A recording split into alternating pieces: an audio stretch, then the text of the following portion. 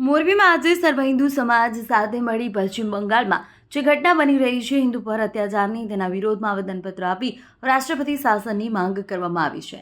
અહેવાલમાં ન્યૂઝ સોલંકી હિમાંશુ મોરબી। વંદે માતરમ, ભારત માતા કી જય। મારી લડાઈ બીજા કોઈ પણ જાતિ સાથે કે કોઈ પણ વિરોધી તત્વો સાથે નથી। મારી લડાઈ મારા પોતાના અસ્તિત્વ બચાવવા માટેની છે। મારી લડાઈ મારા ઘરની દિવાલોને મજબૂત કરવા માટેની છે અને મારી લડાઈ મારા પોતાના જે સૂઈ ગયા છે ને એને જાગૃત કરવા માટેની છે। એટલે એટલું કહીશ કે જાગો હિન્દુ જાગો। હું હિન્દુસ્તાનની દીકરી આપણે આહવાન કરું છું તમામ બહેનો દીકરીઓને કે જે પશ્ચિમ બંગાળમાં થઈ રહેલા અત્યાચારોને સહન ના કરો અને હું હિન્દુસ્તાનની દીકરી એક જાગૃત દીકરી તરીકે 14 વર્ષના શાસન જે અત્યાચારો આપણા ઉપર થઈ રહ્યા છે બહેનો દીકરીઓ પર આપ જોઈ શકો છો। મારે તમને જણાવવાની જરૂર નથી। તો આપ બધાને એટલી જ પ્રાર્થના છે કે બહેનો દીકરીઓ હવે જાગૃત થાવ અને સક્ષમ બનો જેથી કરીને દેશની લડત આપણે લડી શકીએ સ્વ મહેનતે સ્વ જાતે। જય શ્રી રામ। મારું નામ શ્રી રામાવત, જિલ્લા અધ્યક્ષ આંતરરાષ્ટ્રીય હિન્દુ પરિષદ। પશ્ચિમ બંગાળની અંદર જે મમતા સરકાર તૃણમૂલ કોંગ્રેસની સરકાર છે એ શાસનની અંદર ધર્મ વિરુદ્ધ માત્ર ને માત્ર હિન્દુ સનાતનીઓને ટાર્ગેટ કરવામાં આવે છે। એ એટલા માટે ટાર્ગેટ કરવામાં આવે છે કે બહારથી મુસ્લિમોને બોલાવી એની વોટ બેંકને મજબૂત કરવા માટે, એના મુસ્લિમોની વોટ બેંક મજબૂત કરવા માટે હિન્દુઓને સહન કરવું પડે। મુર્શિદાબાદની અંદર બેન દીકરીઓ ઉપર ન કલ્પી શકીએ એવો જુલમ કર્યું, રેપ કરવામાં આવ્યું। પોલીસ સ્ટેશનની અંદર હિન્દુ પોલીસ ઓફિસર હોય, પોલીસ સ્ટેશનની અંદર જઈ ત્યાંના ધારાસભ્યએ મારી અને બેફામ અસહ્ય વેદના આપેલ। એના અનુસંધાનમાં આજે અમે અહીંયા સર્વ હિન્દુ, ભલે અલગ અલગ સંગઠનોના કોઈ અધ્યક્ષ હશે, ઉપાધ્યક્ષ હશે, જે કાંઈ એની પાસે જવાબદારી હોય એ જવાબદારી ભૂલ્યા વગર અહીંયા માત્ર એક સનાતની એક હિન્દુ તરીકે, અને એક ખાસ વાત એ વિશેષ છે કે અહીંયા માત્ર મોરબીના હિન્દુ નથી, પૂરા ભારત વર્ષના હિન્દુ અહીંયા ઉપસ્થિત છે।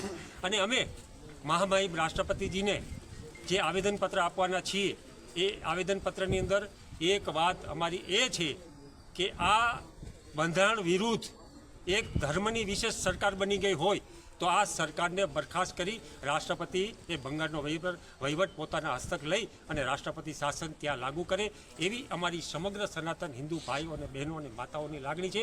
એ લાગણી અમે માન્ય કલેક્ટર મારફત અમે ભારત સરકાર, રાજ્યપાલ, રાષ્ટ્રપતિજીને અમે આવેદનપત્ર અહીંયાથી પાઠવી છીએ। જય શ્રી રામ, ભારત માતા કી જય। દેશરામ, મારું નામ હિન્દુ ભગીરથસિંહ રાઠોડ, એકતા જ લક્ષ સંગઠનનો સંસ્થાપક। આજ રોજ અમે 19 તારીખ અને શનિવારે અત્યારે અમે સમસ્ત હિન્દુ સમાજ અહીંયા દરેક અલગ અલગ જાતના, દરેક અલગ અલગ જ્ઞાતથી, દરેક અલગ અલગ રાજ્યના હિન્દુ અહીંયા ઉપસ્થિત જે મોરબીમાં કામ કરે છે દરેક હિન્દુ સમાજ સાથે મળી અમે જિલ્લા કલેક્ટર કચેરીએ જે પશ્ચિમ બંગાળમાં જે અત્યારે ઘટના બને છે, હિન્દુઓ વિરોધી જે કૃત્યો થઈ રહ્યા છે, આયે દિન અત્યારે અમારી બેન દીકરીઓના ચીરહરણ થઈ રહ્યા છે, હિન્દુઓની મિલકત લૂંટાઈ રહી છે।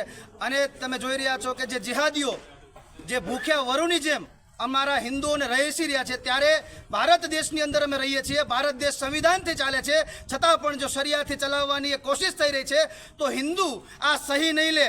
અને અમે હિન્દુ અહીંયા મોરબીથી અમે સમસ્ત હિન્દુ ભેગા થઈને એ કહેવા માંગીએ છીએ કે પશ્ચિમ બંગાળના જે પણ હિન્દુ છે એની સાથે ઊભા છીએ। અને અમે ભારત સરકારને, રાષ્ટ્રવાદી સરકારને અમને પૂર્ણ વિશ્વાસ છે કે તે ચોક્કસથી અહીંયા કોઈ સારો નિર્ણય લેશે, પરંતુ અમે આજે સમસ્ત હિન્દુએ માંગ કરીએ છીએ કે જલ્દીથી જલ્દી ત્યાં રાષ્ટ્રપતિ શાસન લાગુ કરવામાં આવે। એટલા માટે લાગુ કરવામાં આવે કે ત્યાં મમતા બેનર્જી, અત્યારે મમતા બેનર્જી નહીં પરંતુ એક વિધર્મી શખ્સ હોય, જાણે એક અલગ જ કૃત્ય કરતી હોય એવી રીતે અત્યારે હિન્દુઓને સામે જોતા નથી અને અસંખ્ય હિન્દુઓ પોતાના ઘર, મિલકત, પોતાની જમીન એથી છોડીને પલાયન કરવા મજબૂર બન્યા છે। આ ભારત દેશ છે, આ ભારત દેશની અંદર જો હિન્દુ સુરક્ષિત નથી તો હિન્દુ કોની પાસે અને કઈ જગ્યાએ પોતાની સુરક્ષાની ગુહાર કરી શકે? એટલા માટે અમે એ દેખાડવા આવ્યા છીએ કે કદાચ વિશ્વના કોઈ પણ ખૂણે હિન્દુ હશે, એ ચાહે ભારતનો હિન્દુ હોય કે પછી ભારત બહારનો હિન્દુ હોય કે કોઈ પણ રાજ્યમાં જો હિન્દુ ઉપર કોઈ પણ પ્રતાડના થતી હશે તો સમસ્ત હિન્દુ સમાજ એક હતો, એક છે અને એક રહેશે। અને એક અવાજે હવે અમે એક ચેતવણી પણ દઈએ છીએ કે અત્યારે અમે નાત જાત ભૂલ્યા છીએ, અમે સંગઠનોના બેનરો ભૂલ્યા છીએ। આવનારા સમયમાં જો આ ઘટનાક્રમ બંધ નહીં થાય ને તો અમે પણ રામ અને શ્યામ અને મહારાણા પ્રતાપ છત્રપતિ શિવાજીની સંતાનો છીએ. અમે જેમ બહેલોલ ખાનને મહારાણા પ્રતાપે કાપ્યા હતા એમ અમને પણ અમારી રક્ષા કરતા આવડે છે. એટલા માટે અમે ચેતવણી અને સરકારને અપીલ આ બંને કરીએ છીએ કે જલ્દીથી જલ્દી ત્યાં રાષ્ટ્રપતિ શાસન લાગુ કરવામાં આવે અને અમારા હિન્દુઓને સુરક્ષિત કરવામાં આવે. કોઈ પણ આવા કૃત્ય હવે હિન્દુ સમાજ નહીં સહે.